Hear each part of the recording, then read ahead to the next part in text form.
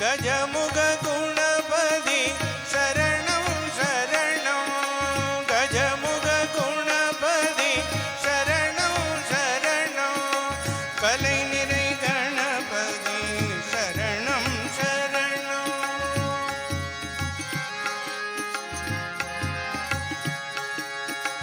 தலைவனின் இணையடி शरणं शरणं தலைவனின் இணையடி शरणं शरणं शरवण भवगुग शरणं शरणं शरवण भवगुग शरणं शरणं சிலைமலை உடையவ शरणं शरणं சிலைமலை உடையவ शरणं शरणं शिव शिव शिव शिव शरणं शरणं शिव शिव शिव शिव शरणं शरणं उलै वरुम ஒருவரை शरणं शरणं उमै शिवै अम्बिகை शरणं शरणं उमै शिवै अम्बिகை शरणं शरणं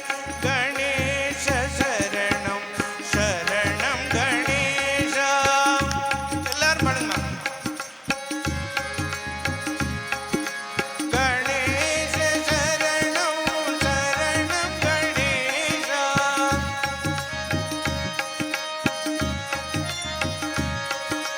जय जय गणेश जय श्री गणेश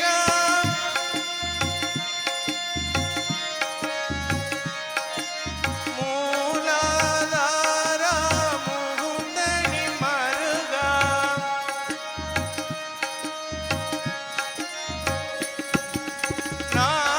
நாலாவேத பொருளே அருளே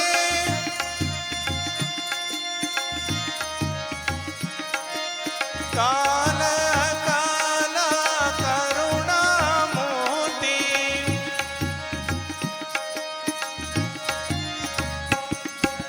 கந்தன் புகழும் கணபதி சரணம்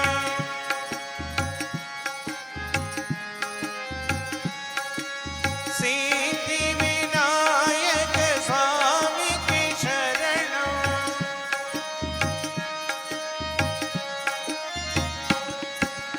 गणेश शरणं शरणं गणेश गणेश शरणं शरणं गणेश गणेश शरणं शरणं गणेश शरणं गणेश शरणं गणेश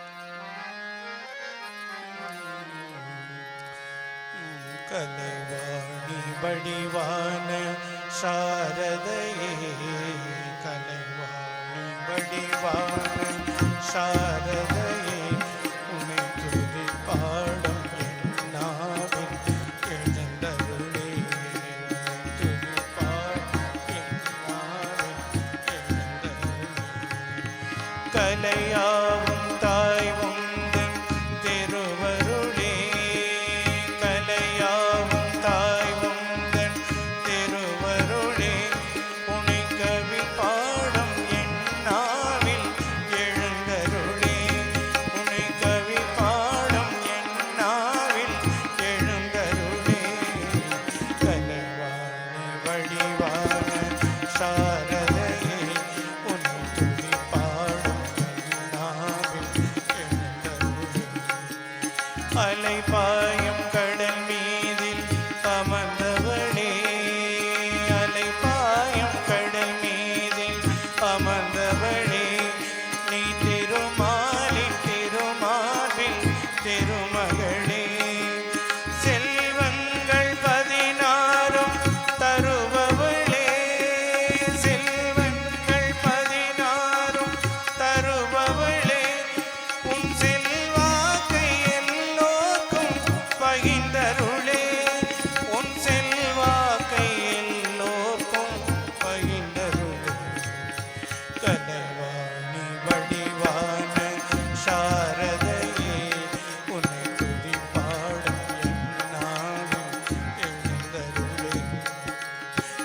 உலகாளும் ஜெகன்மாதே பவதாரிணி நீ சிவன் மார்பில் நடமாடும் ஸ்ரீகாளினி உலகாளும் ஜெகன்மாதே பவதாரிணி நீ சிவன் மார்பில் நடமாடும் ஸ்ரீகாளினி குருதேவர் துணையாகி வந்தவளி குருதேவர் துணையாகி வந்தவளி ஜெகத்குருவாகி அருள் ஞானம் தந்தவளி ஜெகத்குருவாகி அருள் ஞானம் தந்தவளி ஜெகத்குருவாகி அருள் ஞானம் தந்தவளி கலைவாணி வடிவான சாரதையே உன்னை துதி பாடும் என்னாவில் எழுந்தருளே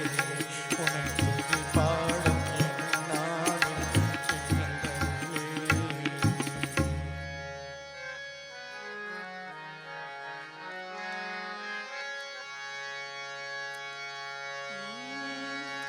கலியுக அவதாரம் கருணாசாகரம் ஸ்ரீராமகிருஷ்ண ஜகத்தினிலே கலியுக அவதாரம் கருணாசாகரம் ஸ்ரீராமகிருஷ்ண ஜகத்தினிலே ஸ்ரீராமச்சந்திரனின் சத்திய வடிவம் ஸ்ரீராமச்சந்திரனின் சத்திய வடிவம் ஸ்ரீகிருஷ்ணமூர்த்தியின் தத்துவ அவதாரம் ஸ்ரீகிருஷ்ணமூர்த்தியின் தத்துவ அவதாரம் கலியுக அவதாரம் கருணாசாகரம் ஸ்ரீராமகிருஷ்ண ஜகத்தினிலே அருளன்னை காளியின் அன்பினில் பிறந்தார் அருளன்னை காளியின் அன்பினில் வளர்ந்தார் அன்பு அன்னை சாரதையை சக்தியாய் மணந்தார் கற்பக தருவாகி கருணை பொழிந்தார் கற்பக தருவாகி கருணை பொழிந்தார் கலியுகம் உய்யவே குருவாகி அமர்ந்தார் கலியுகம் உய்யவே குருவாகி அமர்ந்தார் கலியுக அவதாரம் கருணாசாகரம் ஸ்ரீராமகிருஷ்ண ஜகத்தினிலே ஜகத்தினிலே ஜகத்தினிலே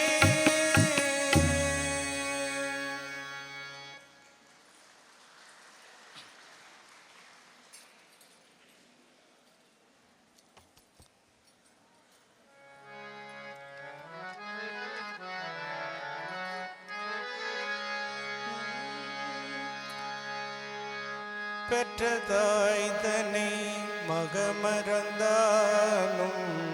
பிள்ளையை பெறும் தாய் மறந்தாலும் பெற்ற தாய் தன்னை மகமறந்தாலும் பிள்ளையை பெறும் தாய் மறந்தாலும் உற்ற தேகத்தை உயிர் மறந்தாலும் உற்ற தேகத்தை உயிர் மறந்தாலும் உயிரை மேவிய உடல் மறந்தாலும் உயிரை மேவிய உடல் மறந்தாலும்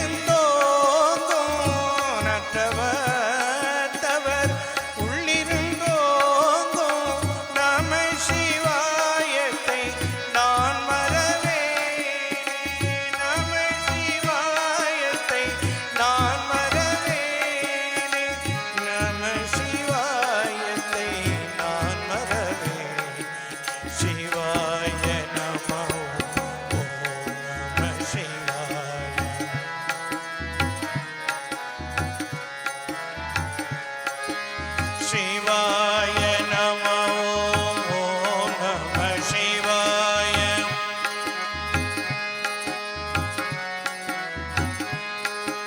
சிவாய நம ஓம் நம சிவாய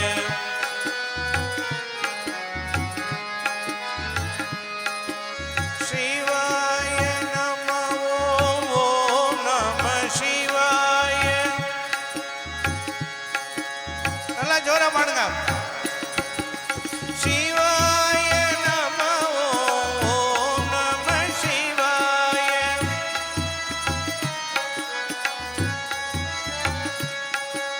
சிவ சிவ சிவ சிவ சிவாய நம ஓம்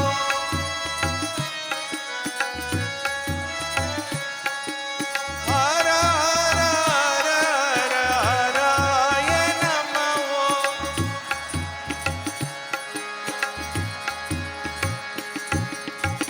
ஓம் நம சிவாய சிவாய நம ஓம் ஓம் நம சிவாய சிவாய நம ஓம் நம சிவாய சிவாய நம ஓம் நம சிவாய சிவாய நம சிவ சிவ சிவ சிவ சிவாய நம ஹர ஹர ஹர ஹர ஹராய நம சிவாய நம ஹராய நம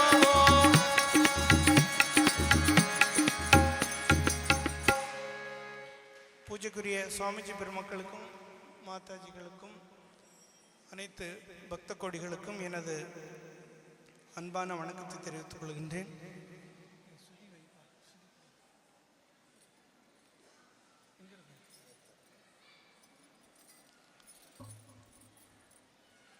இந்த 3 நாள் பக்தர்கள் அந்தரயோகத்திலே பகவானுடைய அருளால நாம் எல்லாம் இங்கே கூடியிருக்கிறோம். பகவானை பற்றி முக்கியமாக குருதேவர் தெளிவு குருவின் திருமேனி காண்டல் தெளிவு குருவின் திருநாமம் செப்பல் தெளிவு குருவின் திருவார்த்தை கேட்டல் தெளிவு குரு குரு சிந்தித்தல் தானே. இந்த 4 விதங்களில் நாம் குருதேவரை அனுபவித்துக் கொண்டிருக்கிறோம். அவருடைய திருவுருவத்தை 24 நேரம் பார்த்துக்கிட்டு இருக்கிறோம். அவரை பற்றியான அவருடைய நாமத்தை உச்சரிச்சுக்கிட்டு இருக்கிறோம். அவருடைய புகழை பாடிக்கிட்டு இருக்கிறோம். சமயம் கிடைச்சதுன்னா அவருடைய லீலையை பற்றி நம்ம கேட்குறதே ஒரு லீலா தியானமாக இருக்கிறது. கடந்த மாநாட்டில் நான் சொல்லியிருந்தேன், எனக்கு எந்த தலைப்பும் கொடுக்கல, இசை சொற்பொழிவே ஒரு தலைப்பாக போட்டாங்க, அதுதான் தலைப்பு நினச்சிட்டாங்க, கேட்கல அப்படின்னு சொன்னேன். இந்த தடவையும் தலைப்பு இல்லை, அதனால தான் இசையை முன்னாடி கொடுத்துட்டு இப்போ சொற்பொழி பண்ணணும். அந்த தலைப்பு ஒரு வகையில் நல்லதாக இருக்கு, ஒரு வகையில் ஒவ்வொரு டைமும் ஒரு டாபிக் வருது. இந்த டைம் இது பேசலாமா இல்லை அதை பேசலாமா அப்படின்னு கொஞ்சம். இப்போ நான் பேச போகிற டாபிக் சுவாமி அத்புதானந்தர். சுவாமி அத்புதானந்தர் யார்? அவர் அத்புதானந்தர் யார்? அற்புதானந்தர்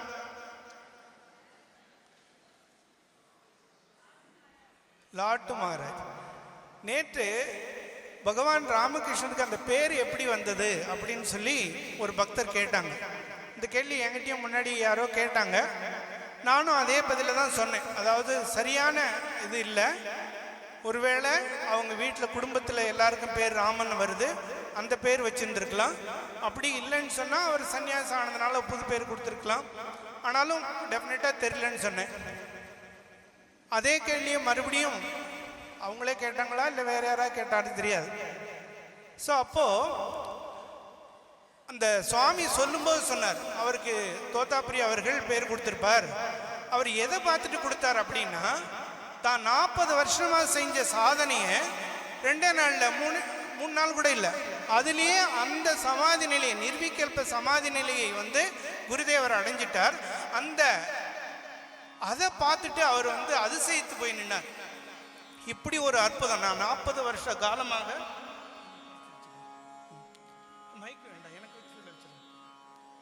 எனக்கு வச்சிரு 40 வருட காலம் நான் செய்த அந்த பலனால் நான் என்ன சமாதி நிலையை அடைஞ்சனோ அதை இவ்வளவு சீக்கிரமா அடைஞ்சிட்டேன்.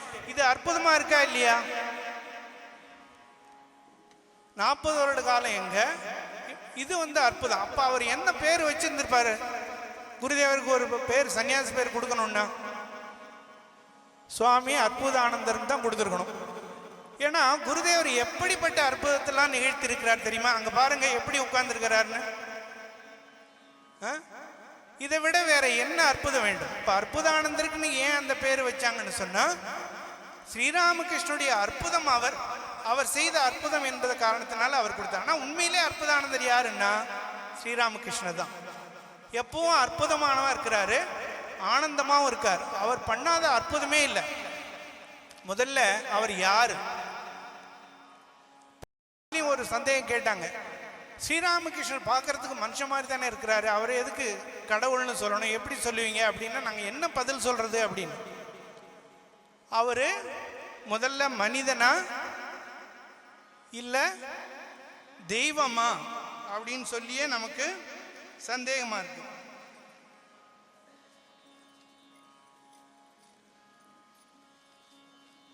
ஒரு பாட்டு ஒன்று இருக்குது, உன்னை தெய்வம் என்பதா குருநாதன் என்பதா, என்னை பார்த்து பார்த்து வளர்ப்பது நான் அன்னை என்பதா, உன்னை தெய்வம் என்பதா உன்னை நந்தன் என்பதா, என்னை பார்த்து பார்த்து வளர்ப்பது நான் அன்னை என்பதா, உன்னை கடவுள் என்பதா கருணை வடிவம் என்பதா, ஞானதானம் தந்ததினால் அன்னை என்பதா. இது பாட்டு அங்க இருக்கிறது. இப்ப நாம என்ன சொல்லணும்? உன்னை இறைவன் என்பதா இல்லை மனிதன் என்பதா, இறைவனுக்கும் மனிதனுக்கும் நடுவில் என்பதா, துறவி என்பதா சம்சாரி என்பதா, துறவி என்பதா சம்சாரி என்பதா, நீ இல்லறமும் துறவரமும் இணைந்ததென்பதா, பக்தன் என்பதா பகவான் என்பதா, பக்தன் என்பதா பகவான் என்பதா, பக்தனோடு பகவானும் சேர்ந்ததென்பதா, பக்தனோடு பகவானும் சேர்ந்ததென்பதா, ஞானி என்பதா ஞானி என்பதா, ஞான ஞானம் கடந்த துரியம் என்பதா, துவைதி என்பதா, அனுமானின் நிலையை போல மூன்றும் என்பதா, உன்னை ஆண் என்பதா இல்லை பெண் என்பதா, ஆணும் பெண்ணும் சேர்ந்த அர்த்தநாரி என்பதா, குரு என்பதா சிஷ்யம் என்பதா, குரு சிஷ்யன் நிலையை தாண்டி குழந்தை என்பதா, கடவுள் என்பதா.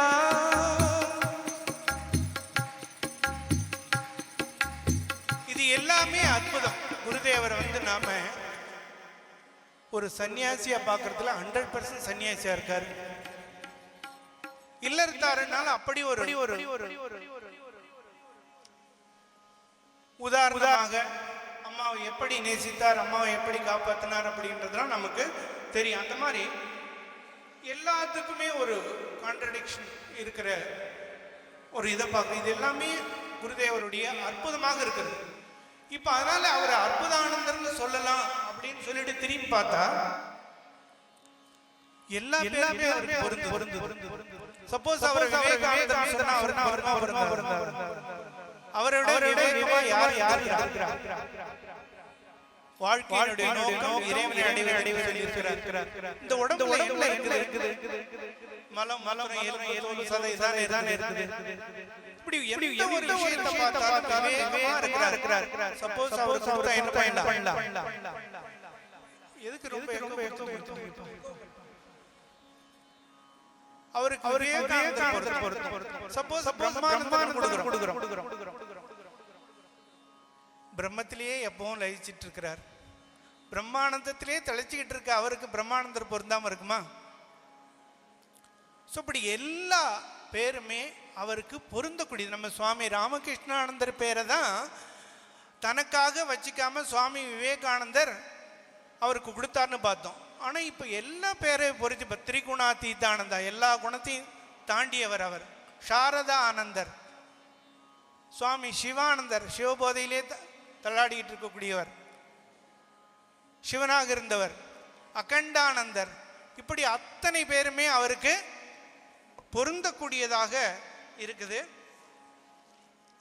அப்படிப்பட்ட சுவாமி குருதேவர் தான் ஆக்சுவலான அற்புதானந்தர். அன்புக்கு தெய்வமே ஸ்ரீராமகிருஷ்ணா. நீங்க ஸ்ரீராமகிருஷ்ணா மட்டும் சொல்லுங்க. அன்புக்கு தெய்வமே ஸ்ரீராமகிருஷ்ணா, அருளுக்கு வடிவமே ஸ்ரீராமகிருஷ்ணா. பேரின்ப வெள்ளமே, பேரின்ப வெள்ளமே, பேரானந்த வடிவமே, பேரானந்த நிலையமே, அவதார திலகமே, பவதாரிணி மகனே,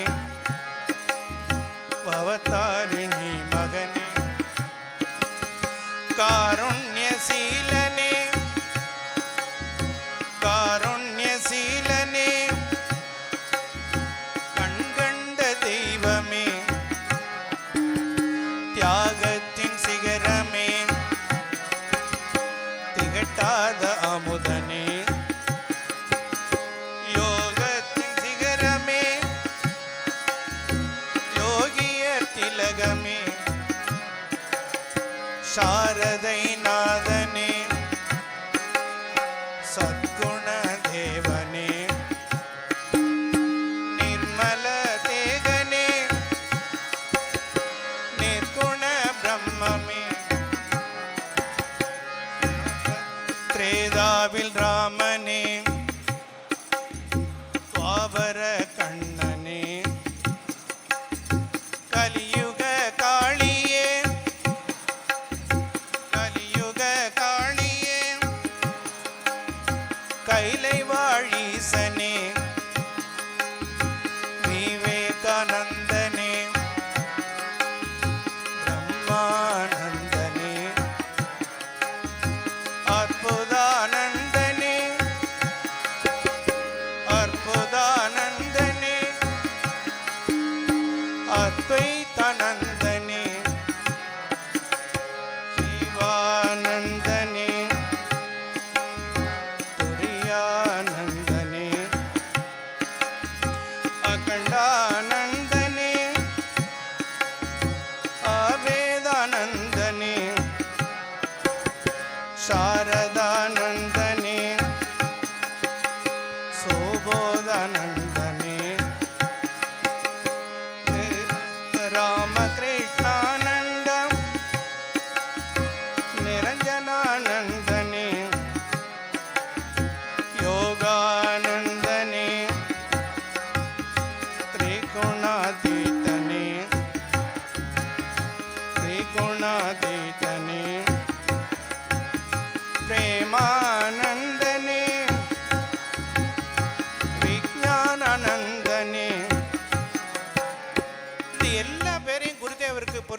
பார்த்தா அப்படி பொருந்தது.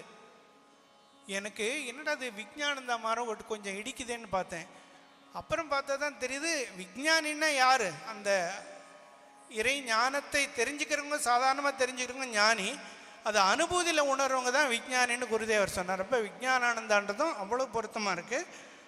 சரி, இப்போது ஆக்சுவல் நம்ம லாட்டு மகாராஜை பார்ப்போம்.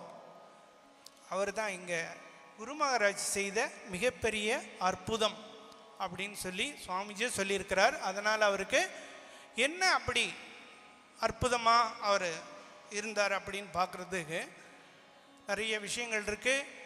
பகவத்கீதையில் மூக்கம் கரோதி வாச்சாலம் பங்கும் லங்கையத்தை கிரியும் யத்கிருபா தமகு வந்தே பரமானந்தம் மாதவம். அதாவது ஊமையை பேச வைப்பார், மொடவனை தாண்ட செய்வார் அப்படின்னு ஒரு எழுத்து கூட தெரியாத ஒருத்தரை பிரம்மஞானியாக சுவாமிஜி சொல்லுவார். பாமரனை பண்புள்ளவனாகவும் பண்புள்ளவனை தெய்வமாகவும் உயர்த்தும் கருத்து தான் ஆன்மீகம், மதம் அப்படின்னு சொல்லுவார்.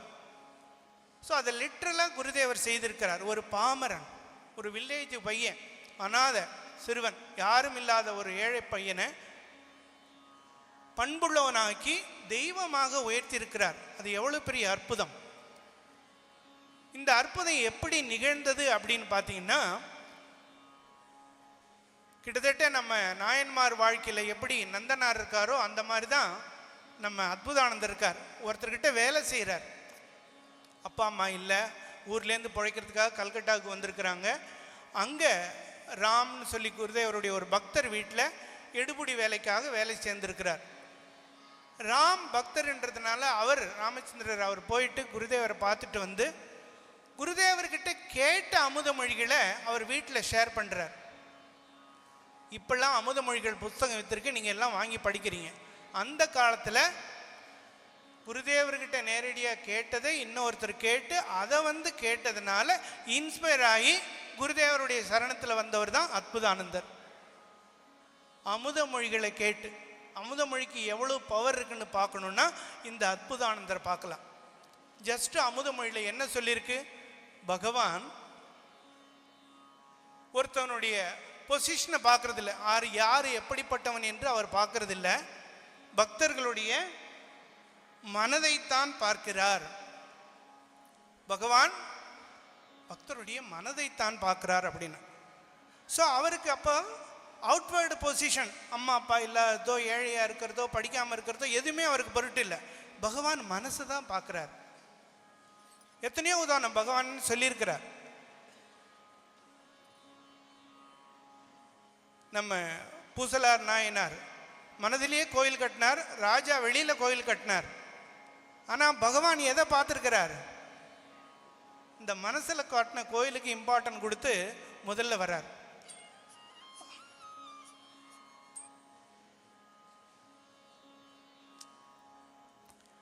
அதே மாதிரி ரெண்டு நண்பர்கள் போய்கிட்டு இருக்காங்க. வழியில் பாகவத சொற்பொழி நடக்குது. அந்த சொற்பொழி கேட்கலாம்ப்பா, பகவானை பற்றி பேசுகிறாங்க, வாடா நண்பனேன்னு கூப்பிடும்போது நீ வேணா போய் கேள்றா, நான் போகிறேன் உல்லாச விடுதிக்குன்ட்டு அவன் போகிறான். அவன் உல்லாச விடுதிக்கு போயிட்டான், இவன் பாகவதம் கேட்குறான். பாகவதம் கேட்டான், 2 நிமிஷத்தில் போர் அடிச்சு போச்சு. இப்போ எப்படி உங்களுக்கு இருக்கோ அந்த மாதிரி இல்லையா? சரி, அங்கே உல்லாச விடுவனுக்கு அவனுக்கும் போர் அடிச்சிச்சு. என்ன பண்ணிட்டான்? அவன் இவனை நினச்சிக்கிட்டு இருக்கான், இவன் அவனை நினச்சி, ஐயோ என் நண்பன் பாகவத்தை கேட்டுட்டு இருக்கான், பகவானுடைய நாமத்தை கேட்டுட்டு இருக்கான், நான் இப்படி சாக்கடையில் விழுந்துட்டேனேன்னு சொல்லி அவன் நினைக்கிறான். இவன் என்ன நினைக்கிறான்? ஆகா, என்னுடைய நண்பன் வாழ்க்கையை என்ஜாய் பண்ணிக்கிட்டு இருக்கான், நான் இங்கே வந்து பேன்னு இவன் பேச்சு கேட்டுட்டு இருக்கனே அப்படின்னு சொல்லி இவன் நினைக்கிறான். இறந்த பிறகு என்ன பண்ணாங்க? பகவான் உல்லாச விடிலேருந்துனுக்கு வைகுண்டத்துக்கும் இவனை நரகத்துக்கு கூப்பிட்டு போகிறான். ஏன்னு கேட்டால் பகவான் மனசை தான் பார்க்குறாரு. இப்போ லாட்டு இதை அப்படியே கெட்டியாக பிடிச்சிக்கிட்டார். அப்போ மனசில் என்ன பண்ணணும்? இறைவனுக்காக, தனக்காக யார் ஏங்கி அழறாங்களோ அவரை பகவான் என்ன பண்ணுறாரு? ஏற்றுக்கொள்கிறார். அதனால அழ ஆரம்பிக்கிறார். குருதேவா குருதேவா அருள்மழை பொழிவாய் குருதேவா, குருதேவா குருதேவா சரணம் சரணம் குருதேவா, அருள்மழை பொழிவாய் குருதேவா, குருதேவா குருதேவா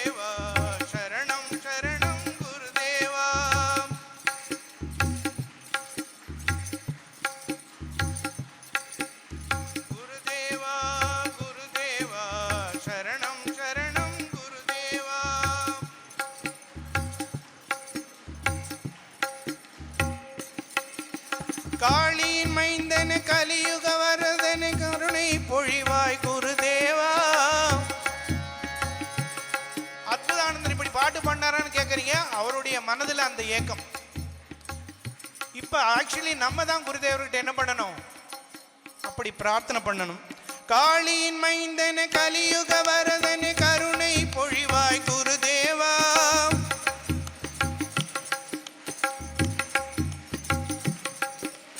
சாரதிநாதனி சத்குரு தேவனி சரணம் சரணம் குருதேவா.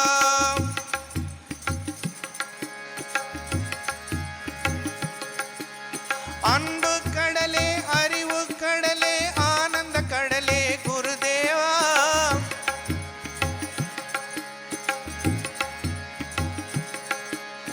பக்தி கடலே பாவனை கடலே பரம்பொருள் வடிவே குருதேவா.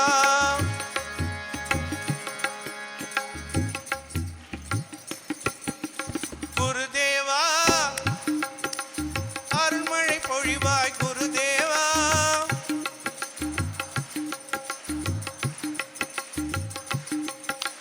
குருதேவா குருதேவா தரிசனம் தருவாய் குருதேவா.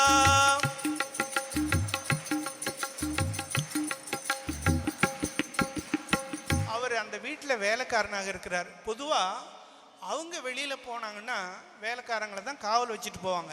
ஆனால் இந்த வேலைக்காரர் என்ன பண்ணார்? நானும் குருதேவரை பார்க்கணுன்னு ஆசையாக இருக்குது, என்னையும் அழைச்சிட்டு போவீங்களா ஐயா அப்படின்னு சொல்லி ராம்பாபுட்ட கேட்குறார். அவர் சரி வான்னு சொல்லி அழைச்சிட்டு போகிறார். குருதேவரை பற்றி அமுதமொழியில் கேட்டது தான். அப்படி மனசில், அவருடைய தூய்மையான மனசில் உள்ள நல்ல குருதேவருடைய அந்த அமுதமொழிகளை கேட்ட மாத்திரத்தில் ஒருத்தர் இன்ஸ்பயர் ஆகி அங்கே குருதேவர் பார்க்குறார். குருதேவர், இந்த பையன் யார் கூப்பிட்டு வந்தா? இவங்ககிட்ட எல்லா நல்ல அடையாளங்கள்லாம் இருக்குதே அப்படின்னு சொல்கிறார். பார்த்த உடனே குருதேவருக்கும் தெரிஞ்சிடுது. அப்போது இந்த முதல்ல இன்ட்ரொடக்ஷன்லாம் முடிஞ்ச உடனே குருதேவரை வணங்கிட்டு உட்கார்ந்துருக்குறாங்க. குருதேவர் அப்போ நித்திய சித்தர்களை பற்றி, ஈஸ்வர கோடிகளை பற்றி பேசுகிறார். ஈஸ்வர கோடிகள்லாம் அவங்களுடைய அந்த ஆன்மீக உணர்வு ஒரு மெல்லிய திரையால் மூடி இருக்கிறது. அதை லைட்டாக விளக்குனா போதும், அவங்களுடைய ஆன்மீகம் விழிப்பணையும் அப்படின்ற கருத்தை சொல்லிட்டு, அது எப்படின்னா, ஒரு தோட்டத்தில் மராமத்து வேலை செய்கிறாங்க, அந்த தோட்டத்தை க்ளீன் பண்ணுறாங்க. அப்போ ஒரு கல் கிடக்குது, அந்த கல்லை லைட்டாக விளக்குனா போதும், திடீர்னு அந்த கல்லுலேருந்து ஒரு ஊற்று, ஏற்கனவே அது இருந்தது ரெடியாக தான், லைட்டாக அதை விளக்குன உடனே அங்கேருந்து ஊற்று பொங்கி வருது அப்படின்னு சொல்லிக்கிட்டு லைட்டாக லாட்டு மகாராஜை தொட்டார். லாட்டு மகாராஜா அப்படியே பரவச நிலையில் போய் ஆனந்த கண்ணீர் பெறுகிறார். ஆனந்தம் ஆனந்தம் ஆனந்தம்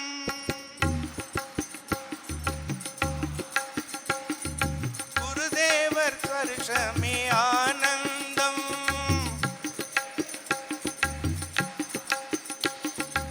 ஆனந்தம் ஆனந்தம் ஆனந்தம்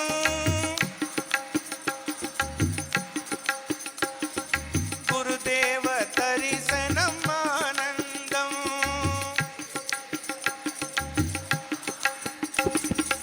ஆனந்தம் பரமானந்தம்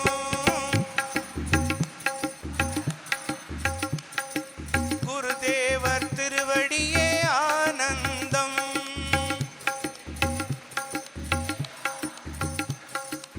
ஆனந்தம் பரமானந்தம்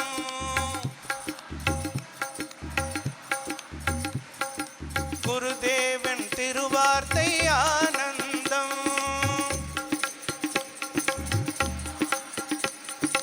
ஆனந்தம் பரமானந்தம் குருதேவர் தியான ஜபம் ஆனந்தம்.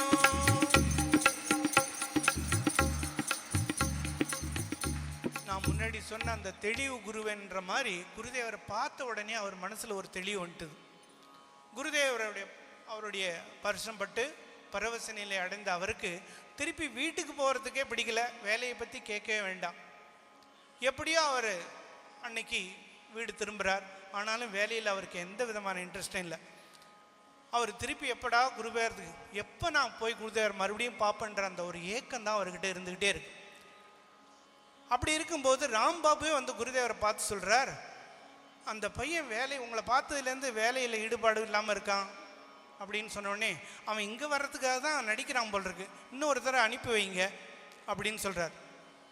அப்புறம் வந்தப்போ அவர் சொல்கிறார், குருதேவர் வந்து சமாதானம், ஏன்பா அவர் சம்பளம் கொடுக்குறார், உன்னை வேலைக்கு வச்சுட்டு இருக்கார், சாப்பாடு கொடுக்குறார், துணிமணி கொடுக்குறார், அவருக்கு வேலை செய்ய வேண்டியதானே, எனக்கு எதுவும் வேண்டாம், உனையன்றி வேறொன்றும் நான் வேண்டேன், உனையன்றி வேறொன்றும் நான் வேண்டேன், வேலையும் நான் வேண்டேன், சம்பளமும் நான் வேண்டேன், வேலையும் நான் வேண்டேன், சம்பளமும் வேண்டான், வேலையும் நான் வேண்டேன், சம்பளமும் நான் வேண்டேன், உன்னடி சேவை ஒன்றே வேண்டுகின்றேன், உந்தனின் சேவை ஒன்றே வேண்டுகின்றேன். இது லிட்டரலாக அவர் சொன்னதை நான் பாட்டா சொல்கிறேன், அவ்வளோதான். எனக்கு எந்த வேலையும் வேண்டாம், எனக்கு உங்கள் திருவடியில் தங்கி உங்களுக்கு சேவை பண்ணால் போதும், அது மட்டும்தான். அப்போ தான் அவர் சொல்கிறார், என்னடா சம்பளம் ஒருத்தர்கிட்ட வாங்கிட்டு வேலை ஒருத்தர்கிட்ட செய்வியா, இதுனா கேள்விப்பட்டது இல்லையா அப்படின்றார்.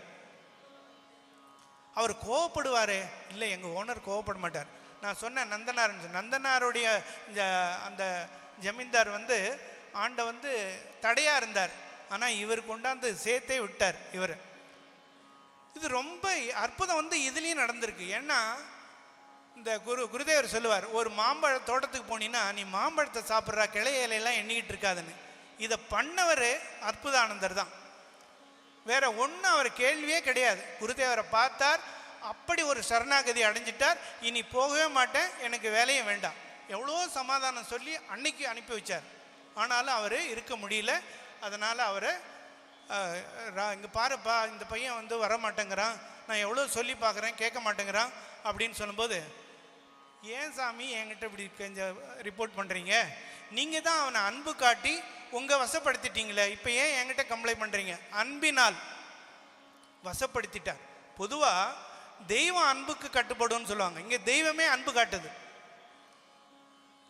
அன்பெனும் பிடியுள்ளகப்படும் மலையே, அன்பெனும் வலை படுபரம் பொருளே, அன்பெனும் கரத்தமரமுதே, அன்பெனும் கடத்துள் அடங்கிடும் கடலே, அன்புருவாம் பரசிவமே.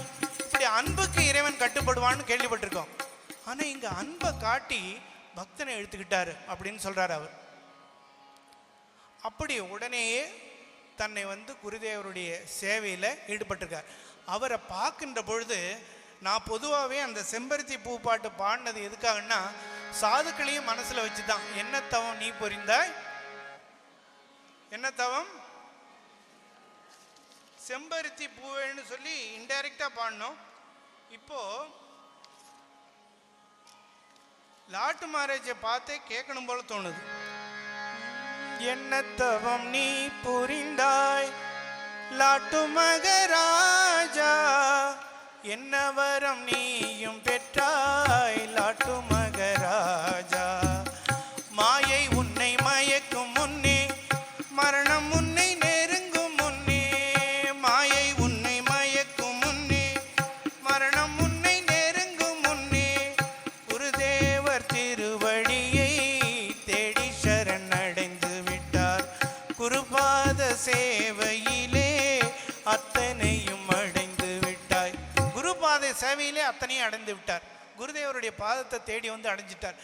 ஒரு ஏழு குடும்பத்தில், அநாத குடும்பத்தில் பிறந்த ஒருத்தர் இவ்வளவு ஒரு உயர்வான இது பாருங்க, வேற எதுவும் கேள்வியே கிடையாது. சுவாமி சொல்லுவார், நான் படித்ததெல்லாம் மறக்கிறதுக்கு ஒரு மருந்து இருந்தால் பரவாயில்ல, படித்தது தான் என்னை கடவுள்லேருந்து விலகிட்டுதுன்னு. அது உண்மை.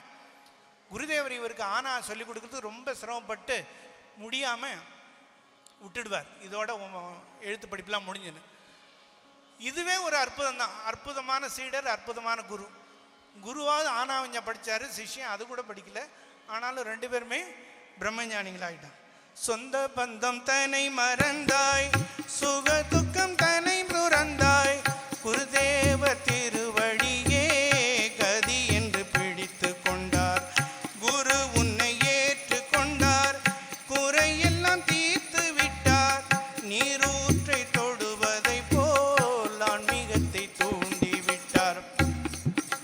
உன்னுடைய ஆன்மீகத்தை அப்படி பரிசப்பட்டார். சுவாமிஜியும் தொட்டார். என்னது, அவருக்கு அண்ட சராசங்கள்லாம் மறைஞ்சு போச்சு. ஆனால் திடீர்னு கத்தினார், எனக்கு அப்பா அம்மா இருக்காங்க அப்படின்னு. ஆனால் இவர் சைலண்ட்டாக அத்தனையும் தாங்கிக்கிட்டார். அப்படியே கண்ணீர் மட்டும்தான் பெருகிச்சு. அப்படி இருக்கின்ற பொழுது அவருக்கு நிறைய குருதேவருக்கு முதல்ல வந்த சீடர்ன்றதுனால நிறைய அவருக்கு பாக்கியம் கிடைச்சது. குருதேவருடைய அருளும் அனுக்கிரகமும் அவருக்கு எப்பவும் கிடைச்சிக்கிட்டே இருந்தது. டைம் கம்மியாக இருக்கு. எது வரைக்கும் அண்ணா, எது வரைக்கும் டைம்? நீங்க லேட்டா தான் ஆரம்பிச்சீங்க. 8:10 8:15.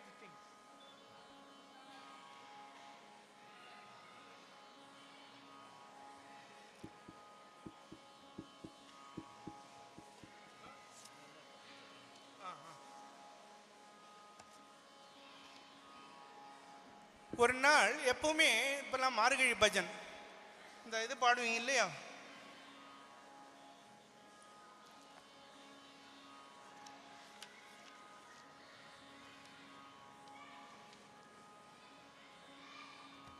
பூங்குயில் கூவின கோழி குருகுகளியம் சங்கம் ஓவின தாரகை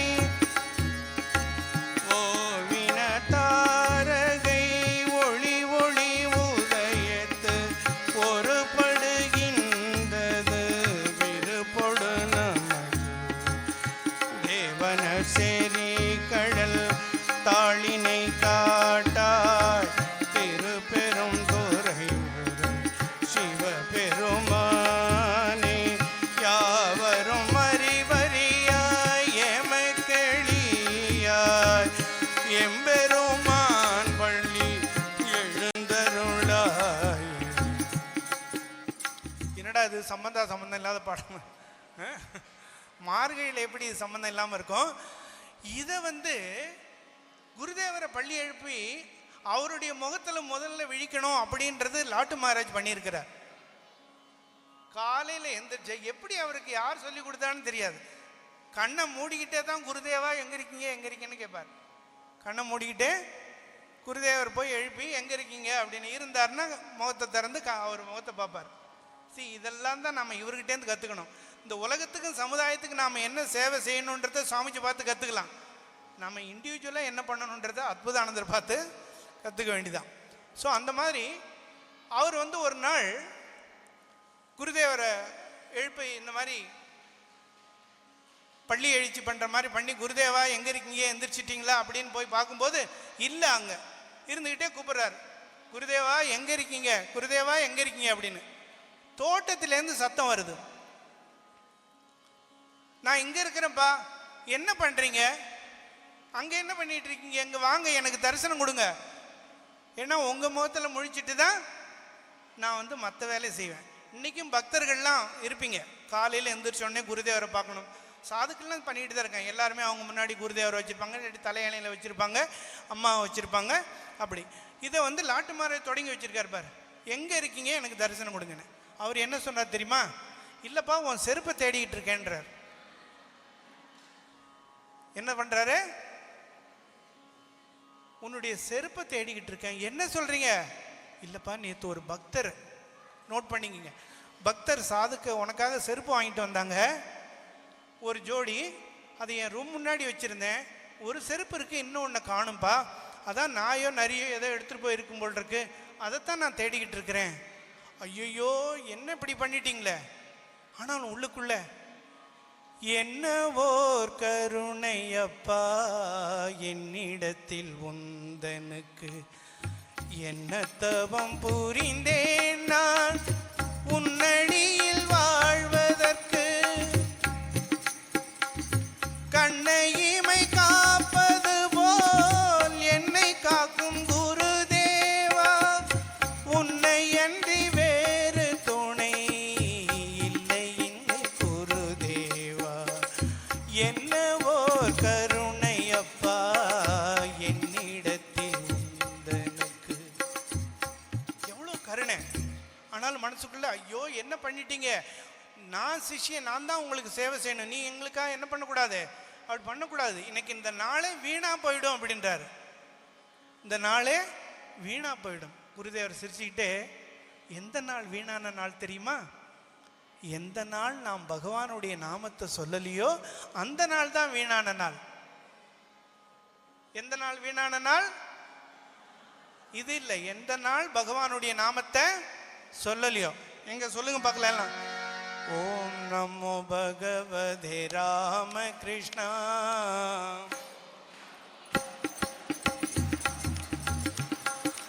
ஓம் நமோ பகவதே ராம கிருஷ்ணா.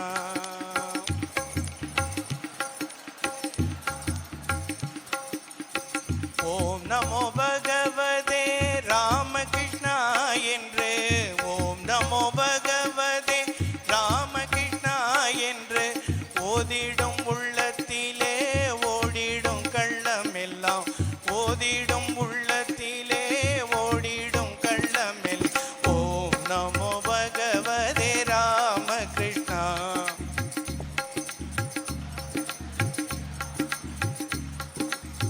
ராமனும் கிருஷ்ணனும் இணைந்திட்ட திருநாமம். ராமநாமம் சொன்னாலே எவ்வளோ நடக்கும், கிருஷ்ணநாமம் இன்னும் எவ்வளோ நடக்கும். நம்ம ரெண்டு நாமத்தையும் சேர்த்து சொல்றோம்.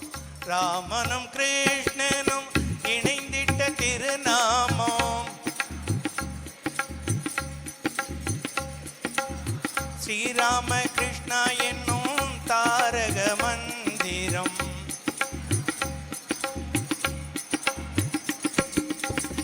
அன்னை சாரதா தேவி ஜெபித்திடும் நாமம். அன்னை சாரதா தேவி ஜெபித்திடும் நாமம். அண்ணல் விவேகானந்தர் போற்றிய குருநாமம். அண்ணல் விவேகானந்தர் போற்றிய குருநாமம். கலியுகம் கண்டெடுத்த கற்பக தருநாமம்.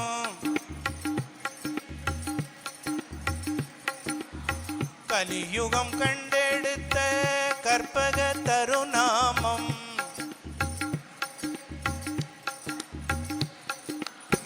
கருணையே வடிவான அவதார குருநாமம்.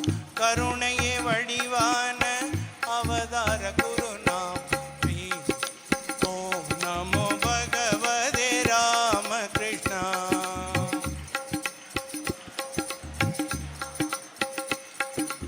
ஓம் நமோ பகவதே ராம கிருஷ்ணா.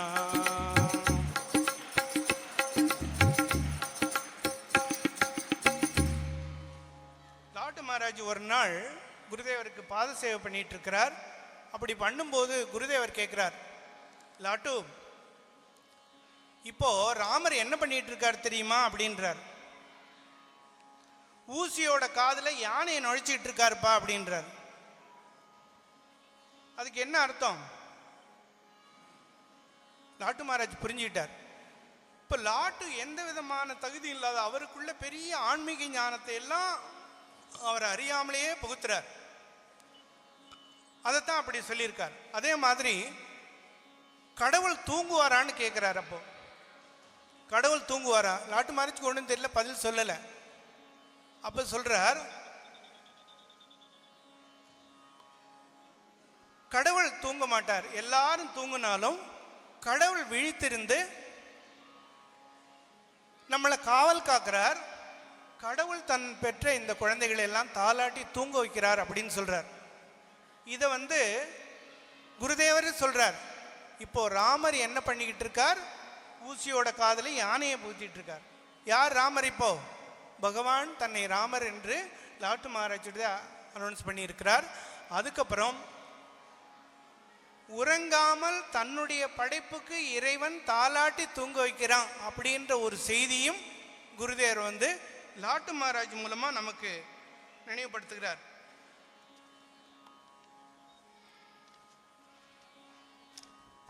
ஒரு நாள் லாட்டு மகாராஜ் எல்லாம் குரு மகாராஜ்லாம் இருக்கும்போது சுவாமி பிரம்மானந்தர் ராக்கால் மகாராஜ் கிட்ட, அப்பெல்லாம் பசங்க தான், குருதேவர் சொல்றார் ராக்கால் மகாராஜ் கிட்ட, சுவாமி பிரம்மானந்தர்கிட்ட, எனக்கு கொஞ்சம் வெத்தலை பாக்கு மடிச்சு கொடுப்பா அப்படின்றார்.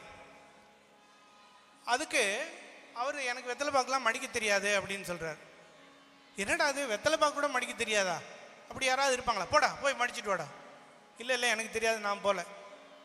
இதை கேட்ட உடனே லாட்டு மகாராஜுக்கு அப்படி ஒரு கோபம். குருதேவர் சொல்றாரு, ஒரு வெத்தலை பாக்க மடிக்க சொல்றாரு, என்ன எப்படி பண்ணிட்டு இருக்கிற? போய் இப்போ மடி, உனக்கு அக்கறை இருந்தால் நீ போய் மடி, எனக்கு தெரியாது, நான் வாழ்நாள்லேயே அப்படி பண்ணினது இல்லை. இன்னும் கோவம் வந்துடுது லாட்டு மகாராஜ். குருதேவர் சொல்லிட்டு சொன்ன வார்த்தையை தெரியுதோ தெரிய போய் முயற்சியாவது பண்ணலாம் இல்லை அப்படின்னு சொல்லி திட்டுறாரு. அவருக்கு தெரிஞ்ச பீகாரி பாஷையில் கண்ணாப்பண்ணான்னு திட்டிகிட்டு இருக்கார். ராக்கால் மகாராஜ் அதை பற்றி கண்டுக்கல, அவர் சிரிச்சுக்கிட்டே பேசிகிட்டு இருக்கார். இப்போ குருதேவர் ராம்லால்ன்றவர் கூப்பிட்டு, ராம்லால், இந்த 2 பேரில் யார் சிறந்த பக்தன் சொல்லு பார்க்கலாம் அப்படி 2 பேர் சண்டை போட்டுக்கிட்டு இருக்காங்க, லாட்டு மகாராஜ் ராக்கால். ராம்லால் புரிஞ்சுக்கிட்டார். அவர் உடனே சொன்னார், இந்த ராக்கால் தான் சிறந்த பக்தர். வெரி குட், நல்லா சொன்னப்பா அப்படின்னு. உடனே லாட்டு மகாராஜ் இன்னும் கோவம் வந்துடுது. நல்ல தீர்ப்பு தான். அவன் குரு மகாராஜ் சொல்லி ஒபே பண்ணாம கீழ்ப்படியாம அங்கே நின்றுட்டு இருக்க, அவர் சிறந்த பக்தர். அப்ப எப்படி சிறந்த பக்தர் ஆனாங்க? தன்னுடைய இஷ்ட தெய்வத்துக்கு முன்னாடி, தன்னுடைய குருவுக்கு முன்னாடி பக்தன் கோவப்பட மாட்டான். அங்க பாரு ராக்கால் எப்படி சிரிச்சு பேசிட்டு இருக்கான். இப்ப பாரு, அவன் டிஸ்ஓபே பண்ணாரு, குருதேவர் சொன்னதை கேட்கல, குருதேவர் மேல ரொம்ப அன்பு வச்சிருக்க லாட்டு அவருக்காக பரிந்து பேசுறாரு, சத்தம் போடுறாரு. ஆனா யார் சிறந்த பக்தரா? ராக்கால் அப்படின்றார். அதுல இருந்து நமக்கு என்ன செய்தி கிடைக்குது? பகவானுக்கு முன்னாடியோ குருதேவருக்கு முன்னாடியோ நாம் கோவப்படக்கூடாது. இந்த மாதிரி ஒவ்வொரு விஷயமா பார்த்து பார்த்து பார்த்து அவர்கிட்ட இருக்கிற அந்த தடைகள்லாம் ரிமூவ் பண்ணுறார். உடனே லாட்டு மகாராஜ் அதை புரிஞ்சுக்கிட்டு அவர் பாதத்தில் சரணடைஞ்சு, நான் என்னை மன்னிச்சிருங்க குருதேவா, நான் இனிமேல் அப்படி செய்ய மாட்டேன், கடைசி வரைக்கும் அந்த மாதிரி இருக்கார். ஒரு நாள் லாட்டு மகாராஜ் அங்கே சந்தியா நேரத்தில் இந்த மாதிரி நேரத்தில் தூங்கிட்டார். குருதேவர் போய் பார்த்துட்டு, என்னப்பா தூங்கிட்டு இருக்கிற, தூங்குறதுக்காக வந்த? சந்தியா நேரத்தில் பகவான் வந்தது போனது கூட தெரியாத அளவுக்கு தியானத்தில் இருக்கணும், ஜபத்தில் இருக்கணும், நீ தூங்குறதுக்காக வந்த, அவ்வளோதான். ஒரே வார்த்தை. அன்னைக்கு நைட்டு ஆரம்பித்தார். கிட்டத்தட்ட 2-3 நாள் ஸ்ட்ரகிள் பண்ணார். நைட்டெல்லாம் தூங்காமல் நடந்து கொஞ்சம் தண்ணியை குடித்து நடந்து தூக்கத்தையே வென்றுட்டார். அதுக்கப்புறம் அவர் தூக்கமே கிடையாது வாழ்நாள் முழுக்கும். பகலில் தூங்குற மாதிரி நடிச்சுக்கிட்டு இருப்பார்.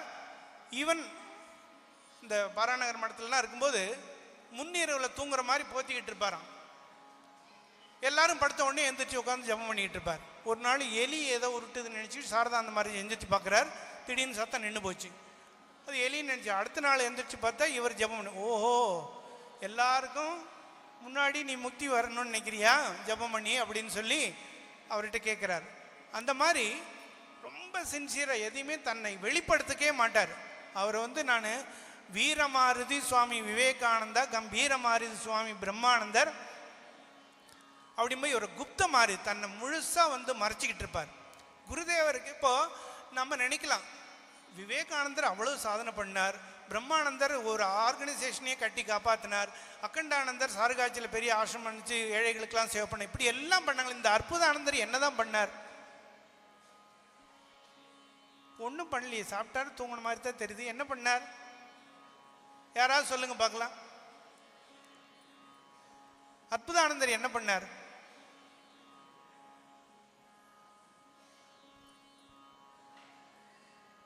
சாக்ஷாத் பகவானுக்கும் பகவதிக்கும் சேவை செஞ்சிருக்கிறார். இதை விட வேற என்ன அவங்க செய்யணும்? பகவானுக்கு சேவை செய்யக்கூடிய. ஒரு நாள் லாட்டு மகாராஜ் கங்கை கரையில் உட்காந்து தியானம் பண்ணிட்டு இருக்கார். குருதேவர் வர்றார். லாட்டோ என்ன பண்ணிட்டு இருக்கிற? நான் தேவியை குறித்து தியானம் பண்ணிட்டு இருக்கேன். யாரை குறித்து தியானம் பண்ணிட்டு இருக்க? தேவியை குறித்து தியானம் பண்ணிட்டு இருக்க. தேவி குறித்தா? அந்த தேவி அங்கே நகபத்தில் சப்பாத்தி மாவு பிசைஞ்சிட்டு இருக்கடா. என்ன பண்றா? தேவி நகபத்தில் உட்காந்து நம்ம எல்லாருக்கும் சப்பாத்தி மாவு பிசைஞ்சிட்டு இருக்கா. நினைச்சு பாருங்க, அம்மா யாருன்றது இந்த உலகத்துக்கு லாட்டு மூலமா வெளிப்படுத்துறாரு. அதனால என்ன பண்ண, அவளுக்கு போய் நீ ஏதாவது சேவை பண்ணினா அவளை உனக்கு எல்லாமே கொடுத்துருவாப்பாவ. அதனால என்ன பண்ண,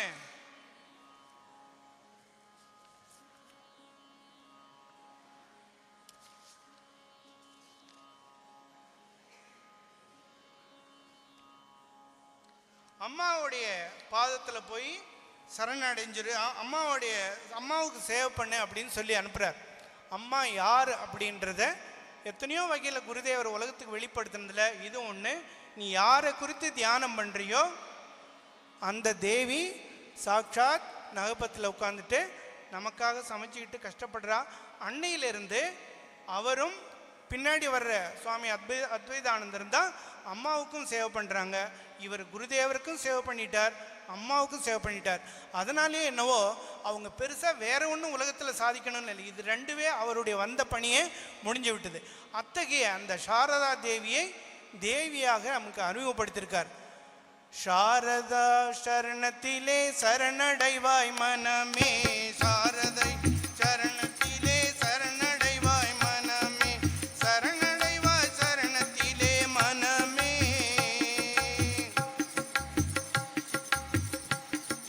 சாரதையின் சரணத்திலே சரணடைவாய் மனமே,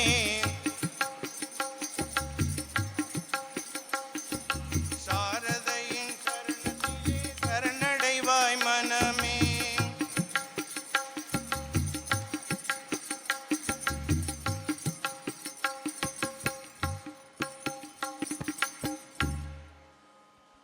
குருதேவருடைய அந்த கடைசி காலகட்டத்தில் நமக்கு தெரியும், டைரக்ட் டிசைபிள்லாம் சேவை பண்ணிக்கிட்டு இருக்காங்க காசிப்பூரில். அப்போது லாட்டு மகாராஜ் அவருடைய தலையை பிடிச்சி விட்டுக்கிட்டு இருக்கார், குருதேவருடைய தலையை பிடிச்சிட்டு இருக்கார். அப்படியே பிடிச்சிக்கிட்டு இருந்தவர் கை காலையெல்லாம் நின்று போச்சு, அப்படியே வரைச்சி நிற்கிறார். சுவாமி ராமகிருஷ்ணானந்தர் போய் அவரை எழுப்புறார், கூப்பிட்றாரு லாட்டுன்னு சொல்லி. அப்போ குருதேவர் சொல்கிறார், ஏன் அவனை தொந்தரவு பண்ணுற, அவன் இங்கேயா இருக்கிறான் எழுப்புறதுக்கு, அவன் மிக உயர்ந்த சமாதியில் எங்கேயோ இருக்கிறான்ப்பா அப்படின்ற. குருதேவருடைய உடம்பு சரியில்லாத நிலையில் அவருடைய தலையை பிடிச்சி விட்டுட்டு இருக்கார். அந்த நேரத்தில் அவருக்கு மிக உயர்ந்த சமாதி நிலை கிடைக்குது. அவன் இங்கே இல்லைப்பா, அவனை தொந்தரவு பண்ணாத அப்படின்னு சொல்லி சுவாமி ராமகிருஷ்ணானந்தர்கிட்ட சொல்கிறார். ஸோ எந்த குருதேவர் அந்த ஆணாவஞ்சா சொல்லி கொடுத்தார் இல்லையா, அப்படி சொல்லி கொடுத்துட்டு சொல்லுவார், உனக்கு ஆணாவஞ்சா தான் வரல, ஆனால் வேதாந்தம்லாம் உன் வாயிலேருந்து வெளியில் வரும்னுவார். அது அப்படியே நடந்தது. கிட்டத்தட்ட ஒரு ஸ்தித பிரக்ஞை மாதிரி வாழ்ந்தார். கடைசி காலத்தில் அவர் ஒரு பாசுமதின்ற ஒரு அச்சகத்தில் வாழ்ந்துக்கிட்டு இருக்கார். அந்த அச்சகன்னா எப்படி இருக்குன்னு தெரியும், டே அண்ட் நைட்டு ஒரே சத்தமாக இருந்துக்கிட்டே இருக்கும். அங்கே ஏன் போய் தங்குறீங்க, ஒரே சத்தமாக இருக்குமே, ஆனாலும் எனக்கு அதனால் என்னுடைய தியானத்துக்கு எந்த விதமான டிஸ்டர்பும் வரல அப்படின்றது. அந்த மாதிரி இடத்துல இருந்துக்கிட்டு தியானத்துக்கு டிஸ்டர்பன்ஸ் வரலன்னு சொன்னால் அவர் நிச்சயமாக ஸ்தித பிரஜை தான் இருக்கணும். இல்லையா, அங்கே இருக்க மனுஷங்கள்லாம் பொல்லாதவங்க, குடிகாரனுங்க, மோசமானவனுங்க அப்படின்னு சொல்கிறாங்க. அங்கேயும் போய் இப்போ அவங்களோட பழங்க. ஆனால் அவங்க யாரும் வஞ்சகர்கள் அல்ல அப்படின்றார். என்ன சொல்கிறாரு, அவர்கள் யாரும் வஞ்சகர்கள் அல்ல. ஒரு நாள் லாட்டு மகாராஜ் ஒரு வேதாந்த சொற்பொழியை போய் கேட்குறாரு. கட்டோபனிஷத்தை பற்றி இருக்கிறாங்க. சுதீர்னு ஒரு சுவாமியோட போயிட்டு இருக்கார். அவர் அதில் ஆத்மானா என்ன, அது எங்கே இருதயத்தில் இருக்குது, ஒரு விரல் அளவுக்கு இருக்கிறது, அதை அந்த புஞ்ச கிராஸ்லேருந்து பிரித்து எடுக்கிற மாதிரி பிரித்து எடுக்கணும் அப்படின்னு சொல்லி அவர் உபதேசம் பண்ணுறார். அதை கேட்ட லாட்டு மகாராஜ் அவர்கிட்ட சொல்கிறார், சுதீர், அந்த பண்டிதர் அப்படியே நல்லா தான்ப்பா சொல்கிறார், கரெக்டாக தான்ப்பா சொல்கிறார் அப்படின்றார். அவர் எந்த புஸ்தகமும் படிக்கலை, உபநிஷத்து படிக்கலை, வேதாந்தம் படிக்கலை. ஆனால் வேதாந்த சொற்பொழிவை கேட்டுட்டு அந்த பண்டித்து சரியாக தான் சொல்கிறார் அப்படின்றார். அது எதுலேருந்து கிடைச்சது, அனுபவம், அனுபூதியிலேருந்து. அப்படிப்பட்ட ஒரு பிரம்ம அனுபூதியை வந்து குருதேவருடைய அருளால் பெற்றதுனால தான் அவருக்கு சுவாமி அற்புதானந்தர் என்ற பெயரை வச்சிருக்கிறார்.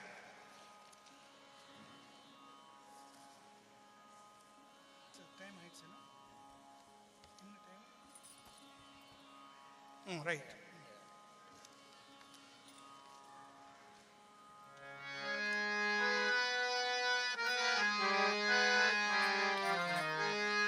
விழி கிடைத்தது, அபய கரம் கிடைத்தது, குருதேவ சரணத்தின் நிழல் கிடைத்தது.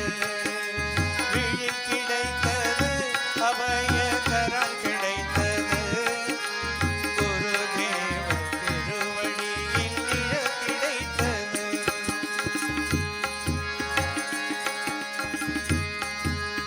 அலை மீது அலையாக துயர் வந்து சேரும்போது அஞ்சாதே குரல் கேட்டது, நீ அஞ்சாதே என்று குரல் கேட்டது.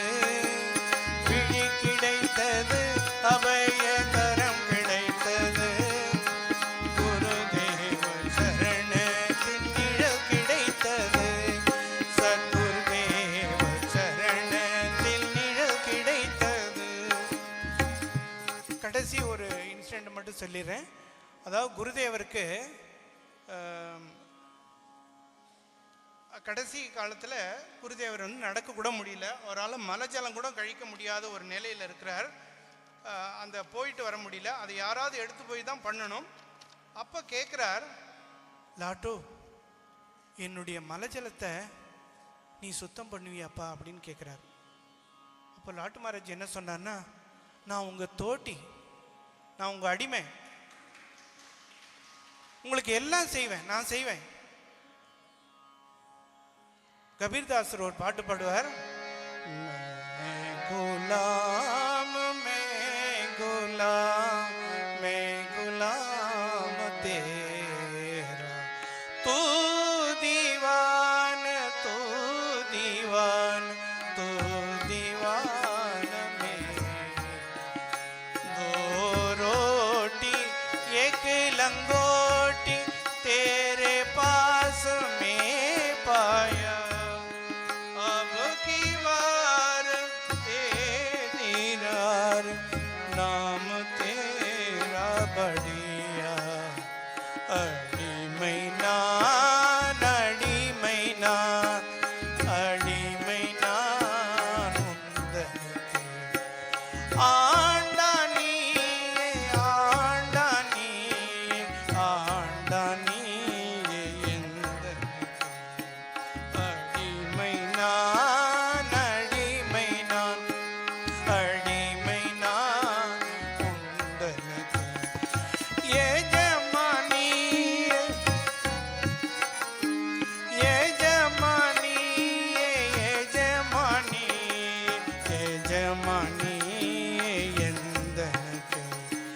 ரொட்டிகள் இரண்டும் கோமணம் ஒன்றும், ரொட்டிகள் இரண்டும் கோவணம் ஒன்றும், உன்னிடம் இருந்து போதுமையே, பக்தியோடும் தனின் நாமத்தை பாடிடும் வரத்தை தந்திடுவார்.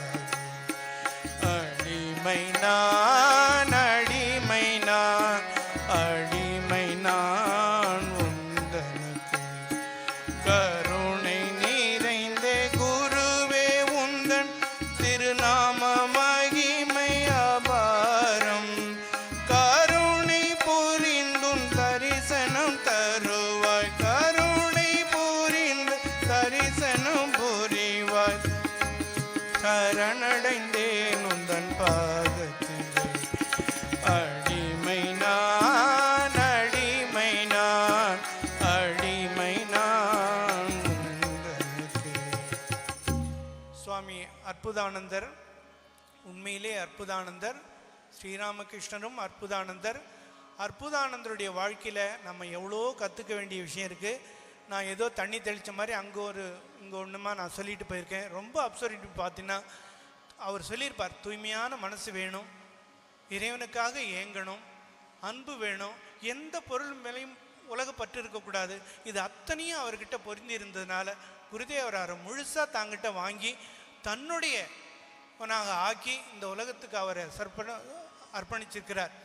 அந்த மாதிரி குருதேவருடைய அந்த மானிட உடலில் வாழும்போது அவருக்கு செய்த சேவை, அன்னை பராசக்திக்கு செய்த சேவை, அதுவே அவர் இந்த ராமகிருஷ்ண ஆர்டரில். ஏன்னா நம்ம பொதுவாக மற்ற எல்லா சீடர்களையும் பார்ப்போம், லாட்டு மகாராஜை பார்க்காம விட்டுடுறோம், அவர் ஏதோ ஒரு ஓரமாக உட்காந்துட்டு போகிறார். ஆனால் அவர் இந்த 2 பேருக்கும் செய்த சேவை, அவங்க மானிட வடிவத்தில் இருக்கும் பொழுது அபாரமான சேவை. அதனால தான் குருதேவர் அவருக்கு அதிகமாக எதுவும் கொடுக்கலன்னு சொல்ல முடியும். ஸோ அப்படிப்பட்ட அந்த லாட்டு மகாராஜ் நம்முடைய இண்டிவிஜுவல் முக்திக்காக எத்தனையோ செய்திகளை வச்சிருக்கிறார். எல்லாருடைய அருளும் ஆசியும், திருமூருடைய அருளும் ஆசியும் நம்ம எல்லாருக்கும் இருக்க பிரார்த்தனை செய்து கொண்டு வாய்ப்புக்கு நன்றி கூறி விடைபெறுகிறேன். ஸ்ரீராமகிருஷ்ணருக்கு ஜெயமங்களம், திவ்ய செங்கமல பாதருக்கு சுபமங்களம். ஸ்ரீராமகிருஷ்ணருக்கு ஜெயமங்களம், திவ்ய செங்கமல பாதருக்கு சுபமங்களம். காளி உவா ஸ்ரீராமகிருஷ்ணருக்கு ஜெயமங்களம், திவ்ய செங்கமல பாதருக்கு சுபமங்களம். சாரதை நாதருக்கு சர்வதர்ம போதகருக்கு வாழி என்ற வையகம் வாழ்த்தும் வரதருக்கு ஸ்ரீராமகிருஷ்ணருக்கு ஜெயமங்களம், திவ்ய செங்கமல பாதருக்கு சுபமங்களம். जय श्री गुरु महाराज जी की, महामाई की, स्वामी जी महाराज जी की, जय स्वामी अद्भुतानंद महाराज जी की।